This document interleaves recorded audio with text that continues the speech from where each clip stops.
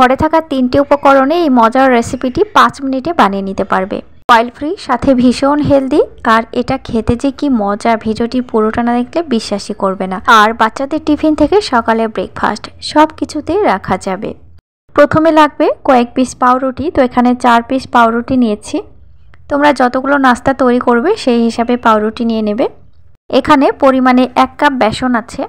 তো তোমরা চাইলে হোমমেড বেসনটাও এখানে নিতে পারো, তাতে কোনো অসুবিধা নেই।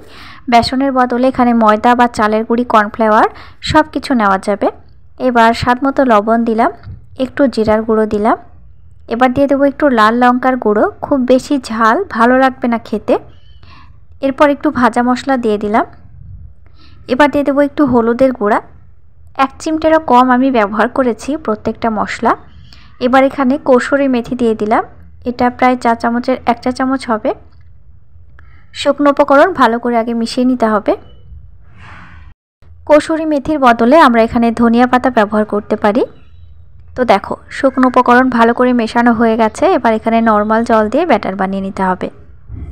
ব্যাটার হবে একেবারে গামাখা, তো পাতলা ব্যাটার হলে কিন্তু হবে না। তো এখানে 1 কাপ বেসনে আমি প্রায় 1.5 কাপ মতো জল ব্যবহার করেছি। সকালবেলায় আমাদের প্রত্যেকেরই হাতে খুব তাড়া থাকে, সেই ফাঁকে বাচ্চাদের টিফিনটাও রেডি করে নিতে হয়। তো মাঝে মধ্যে আমরা এরকম টিফিন বাচ্চাদেরকে দিতে পারি, খেয়ে বাচ্চারা খুবই খুশি হবে, সাথে আবার ভীষণ হেলদিও। তো দেখো ব্যাটার পুরো রেডি করে নিচ্ছি। তো আমার চ্যানেলে যারা এখনও নতুন বন্ধু আছো তাদের উদ্দেশ্যে একটি রিকোয়েস্ট রইল, যদি ভিডিওটি ভালো লেগে থাকে তাহলে অবশ্যই চ্যানেলটি সাবস্ক্রাইব করে দিয়ে পাশের বেল আইকনটি প্রেস করে রাখবে। এবার এখানে একটি ফ্রাই প্যান নিয়েছি, নর্মাল রান্নার তেলটাই আমি ব্যবহার করেছি, তোমরাও সেটাই করবে। তো এবার তেলটা ভালো মতো গরম হয়ে গেছে, আর এখানে একটি স্লাইস পাউরুটি নিয়েছি। বেসনের যে গোলাটা করে রেখেছি সেই গোলার ভেতরে ঠিক এইভাবে একটু চুবিয়ে দেব, 2 দিকটাই ভালো করে চুবিয়ে দিতে হবে। দেখো তো এইভাবে যখন চুবানো হয়ে যাবে তখন ফ্রাই প্যানে দিয়ে দেব তেলের ওপরে। তো যারা একদমই অয়েল ফ্রি খেতে চাও তারা অবশ্যই তেলটা স্কিপ করবে। তো এখানে ননস্টিক যদি ফ্রাই প্যান হয়ে থাকে তোমাদের, তাহলে তেলের একদমই দরকার নেই। দেখো এইভাবে দুটো জোড়া করে দিয়ে দিলাম। কয়েক মিনিট এপিট ওপিট করে একটু ভেজে নেব। ভেজে নেওয়ার পরে এখানে দিয়ে দেব কিছুটা চিজ। তো এখানে যে কোনো চিজ ব্যবহার করা যাবে। তো আমি এখানে মোজারেলা চিজটা ব্যবহার করেছি, বাচ্চারা এটা খেতে ভীষণ পছন্দ করে আর কি। তো দেখো বেশ খানিকটা দিয়ে দিলাম। আর একদিকে দিয়ে দেব টমেটো কেচাপ। তো এখানে কেচাপটা দেওয়ার ফলে খেতে আরও বেশি ভালো লাগবে, একটু টক মিষ্টি স্বাদ আসবে আর কি। তো কেচাপটা এখানে পুরোটাই অপশনাল রইল, যদি না খাও তাহলে অবশ্যই স্কিপ করবে, তবে কেচাপটা দিলে বাচ্চারা খেতে খুবই পছন্দ করবে। এবার এখানে একটি ব্রেড তুলে ডাবল করে দেব, তারপরে কয়েক মিনিট একটু এপিট ওপিট করে ফ্রাই করে নেব। ব্যাস, তাহলে রেডি হয়ে যাবে আমাদের এই নাস্তাটি।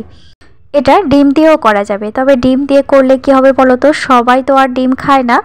তো এটা ডিমের বদলে আমরা নিরামিষভাবেও তৈরি করতে পারি। তো এখানে তোমরা ডিমটাও ব্যবহার করতে পারো, তাতে কোনো অসুবিধা নেই, তবে ডিমের ফ্লেভারটা হবে একটু অন্যরকম।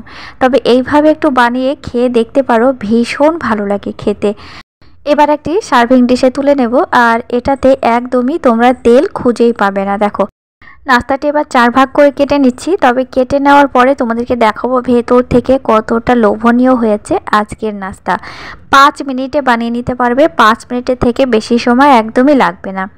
তো দেখো সুন্দরভাবে কাটা হয়ে গেছে। এবার আমি উঠিয়ে তোমাদেরকে দেখাচ্ছি ভেতর থেকে কতটা লোভনীয় হয়েছে। দেখো ভীষণ মজার।